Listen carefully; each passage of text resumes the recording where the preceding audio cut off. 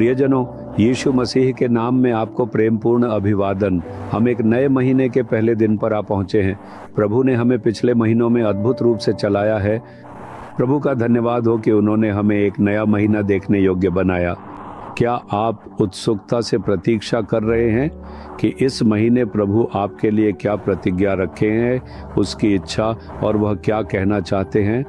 प्रभु आपको एक अद्भुत वचन दे रहे हैं। ये रोमियो अध्याय 8 वचन 28 में लिखा है, जो लोग परमेश्वर से प्रेम रखते हैं उनके लिए सब बातें मिलकर भलाई ही को उत्पन्न करती है। आप यीशु से प्रेम करते हैं, है ना? आपके मन में उनके लिए स्नेह है ना? क्या आप सोच रहे हैं, मैं उनसे प्रेम करता हूं फिर भी मुझे दुख और कष्ट क्यों सहना पड़ता है? चिंता मत कीजिए, प्रभु सब बातों को मिलाकर भलाई के लिए कार्य कर रहे हैं।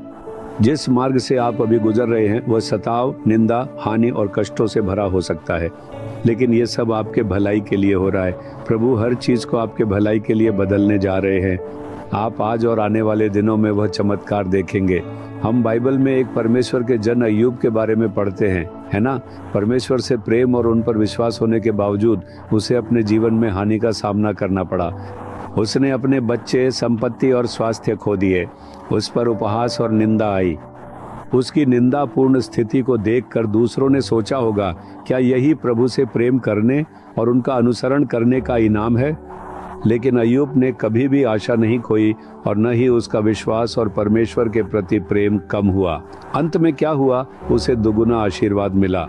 उन्हीं लोगों के बीच जिन्होंने उसका उपहास और मजाक उड़ाया था, अय्यूब को और अधिक आशीर्वाद मिला और वह ऊंचा उठाया गया। अंत में उसे दुगुना आशीर्वाद मिला। प्रभु ने हर चीज को उसके भलाई के लिए किया। अब ऐसा लग सकता है कि कुछ बुरा हो रहा है, लेकिन अंत अच्छा होगा। एक युवक था जिसका नाम यूसुफ था। वह अपनी बहुत छोटी उम्र में भी प्रभु से प्रेम करता था। वह पाप से भाग गया, अपने आप से पूछते हुए, मैं कैसे परमेश्वर के विरुद्ध पाप कर सकता हूँ? परमेश्वर का वचन गवाही देता है कि प्रभु उसके साथ थे, लेकिन उसे झूठे आरोप का सामना करना पड़ा। उस पर झूठा आरोप लगाया गया जो अपराध उसने किया ही नहीं था। उसे अपमानित किया गया, दंडित किया गया और जेल में डाल दिया गया। हमें यह पूछने पर मजबूर कर सकता है, क्या यही इनाम है उन लोगों के लिए जो परमेश्वर से प्रेम करते हैं और उसका अनुसरण करते हैं? लेकिन अंत क्या हुआ? प्रभु ने उसे जेल से बाहर निकाला और मिस्र का प्रधानमंत्री बनाकर ऊंचा उठाया। उसे राजा के बाद सबसे ऊंचे पद पर बैठाया गया। अंत अच्छा ही निकला। यहाँ तक कि आपके जीवन में भी हो सकता है कि आप आज बुराई, अपमान और झूठे आरोपों का सामना कर रहे हों, लेकिन अंत अच्छा ही होगा। सब कुछ मिलकर भलाई के लिए ही होता है। मैं चेन्नई में एक भाई को जानता हूँ। वह कई वर्षों से एक कंपनी में काम कर रहे थे। उन्होंने वहाँ एक ऊंचे पद पर रहते हुए कंपनी की उन्नति के लिए कड़ी मेहनत की। जब अप्रेजल का समय आया तो सभी को उम्मीद थी कि उन्हें प्रमोशन मिलेगी, क्योंकि वे सबसे सीनियर कर्मचारी थे। उन्हें भी यही उम्मीद थी, लेकिन प्रमोशन उनके एक जूनियर को दे दी। उन्हें यह बहुत अपमानजनक लगा। इससे उन्हें ठेस पहुंची। वह सोच रहे थे, क्या मुझे प्रमोशन नहीं मिलनी चाहिए थी?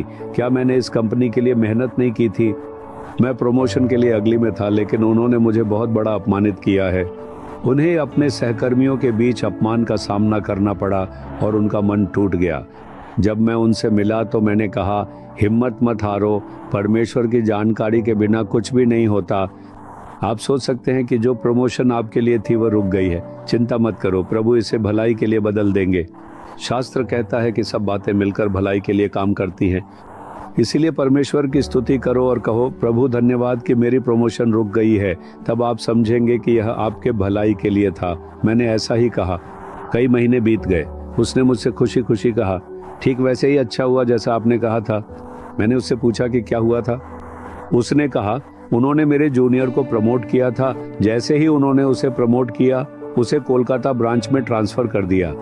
उन्होंने उसे प्रमोशन भी दिया और साथ ही ट्रांसफर भी कर दिया। तो उसे एक दूर जगह जाना पड़ा। उसे अपने परिवार को छोड़कर वहां काम के लिए जाना पड़ा।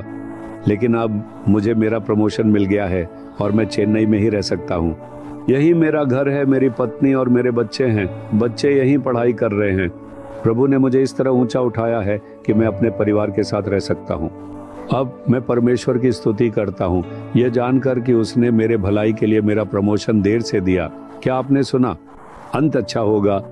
जो कुछ अभी हो रहा है उसे देखकर ये सवाल मत उठाइए, क्या प्रभु मुझे भूल गए हैं? क्या उन्होंने मुझे छोड़ दिया है? उन्होंने मेरे लिए ऐसा क्यों नहीं किया? इसके बजाय परमेश्वर की स्तुति कीजिए। आप इस महीने वह भलाई देखने वाले हैं। आपका चमत्कार रास्ते में है। इस पर विश्वास कीजिए और परमेश्वर की स्तुति कीजिए। प्रभु, मैं विश्वास करता हूँ कि मेरी जिंदगी में सब कुछ मेरे भलाई के लिए ही होता है। अंत अच्छा होगा। मैं आपसे प्रेम करता हूँ यीशु। आप हर चीज़ को मेरे भलाई के लिए बदल देंगे।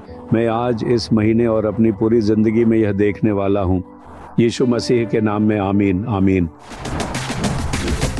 Jesus redeem Hindi YouTube channel को सब्सक्राइब करें।